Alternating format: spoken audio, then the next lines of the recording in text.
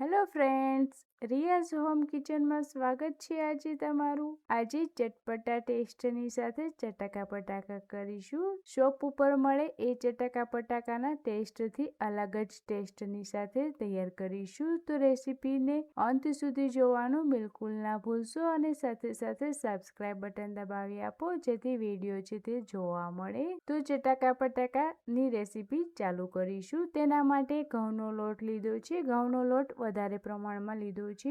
ત્યાર પછી તેમાં કોર્નફ્લોર યાની કે મકાઈનો લોટ ઉમેરી દઈશું. સાથે મેંદાનો લોટ ઉમેરી દઈશું. સોજી લીધો છે દાણાદાર અને સોજી બારીક સોજી પણ ઉમેરી દઈશું. બેસનનો લોટ લીધો છે તેને ઉમેરીને ત્યાર પછી તેમાં તીખાશ માટેના મસાલા ઉમેરીશું. લાલ મરચું લીધું છે, હળદર લીધી છે, દાણા જીરું પાવડર લીધું છે, સંચળ અને મરી પાવડર લીધું છે. ત્યાર પછી તેમાં નિમક ઉમેરીને મોણ આપી દઈશું. મોણ અહીં વધારે પ્રમાણમાં આપવાનું છે. મુઠ્ઠી બરાબર લાગે એ રીતે મોણને આપીને લોટ તૈયાર કરવાનો છે. તો હવે સરસ મિક્સ થઈ ગયા બાદ તેમાં થોડું થોડું પાણી આપીને લોટને ટાઈટ બાંધીને તૈયાર કરવાનો છે. તો હવે તેમાં પાણી ઉમેરતા જશું અને લોટને તૈયાર કરી લઈશું. તો બંધાઈને તૈયાર થઈ ગયા બાદ તેના ઉપર કવર કરવા માટે તેલ 1 ચમચી જેટલું લગાવીને 15 મિનિટ માટે છોડી દઈશું જેથી લોટ છે તે સરસ સોફ્ટ બનીને તૈયાર થઈ જાય. ત્યાં સુધીમાં ચટાકા પટાકાની ઉપર નાખવાનો મસાલો તૈયાર કરી લઈશું. તો મસાલામાં 1 ચમચી જેટલું સંચળ પાવડર લીધો છે અને 1 ચમચી લાલ મરચું પાવડર લીધું છે. તેને સરસ રીતે મિક્સ કરી લઈશું. મિક્સ થઈ ગયા બાદ તેને સાઈડમાં છોડી દઈશું અને 15 મિનિટ બાદ લોટને ચેક કરી લઈશું.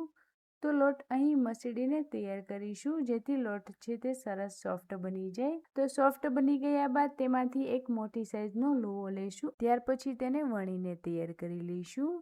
તો ફ્રેન્ડ્સ, બહારથી ખરીદેલા ચટાકા પટાકા તે સ્વાસ્થ્ય માટે તો ખૂબ જ નુકસાનકારક રહે છે અને તેમાં રહેલા મસાલા તે શરીરને તો ખૂબ જ હાનિ પહોંચાડે છે. તમે હોમમેડ ચટાકા પટાકા બનાવીને ચોક્કસથી બાળકોને ખવડાવી શકો છો અને ખુશી તે ખાવાનું પણ પસંદ કરશે. એકવાર બનાવ્યા પછી તમે વારંવાર બનાવવાની કોશિશ કરશો. તો અહીં જે ચટાકા પટાકા છે તેને વણીને તૈયાર થઈ ગયા બાદ તેને પિઝા કટરની મદદથી કટ કરી લઈશું. તમે સાઈઝમાં તમારે એકોર્ડિંગ બનાવી શકો છો. ત્યાર પછી તેલને ગરમ કરવા રાખી દીધેલું છે. તેમાં હવે જે કટ કરેલા ટુકડા છે તે ઉમેરીને તેને પલટાવતા જઈશું અને ગોલ્ડન બ્રાઉન કલરના થાય ત્યાં સુધી તેને ગેસની હાઈ ફ્લેમ ઉપર તેને કરીને તૈયાર કરી લઈશું. તો ફ્રેન્ડ્સ, ચટાકા પટાકાની રેસીપી તમને કેવી લાગી છે તે મને કમેન્ટમાં જણાવવાનું બિલકુલ ના ભૂલશો. તો અહીં ફ્રાય થઈ ગયા બાદ તેને હવે એક પ્લેટમાં કાઢી લઈશું. ત્યાર પછી જે તેનો મસાલો તૈયાર કરેલો છે તેનો છંટકાવ કરી લઈશું ને આ જ રીતે હવે બધા જ તૈયાર કરી લઈશું.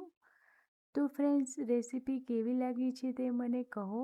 લાઈક કરવાનું, શેર કરવાનું અને સબસ્ક્રાઈબ કરવાનું ભૂલી જતા નહીં.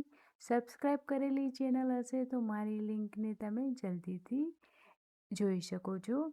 તો ચટાકા પટાકા બનીને રેડી છે. તો હવે ફરી નવી રેસીપી સાથે નવી મુલાકાત કરીશું. બાય.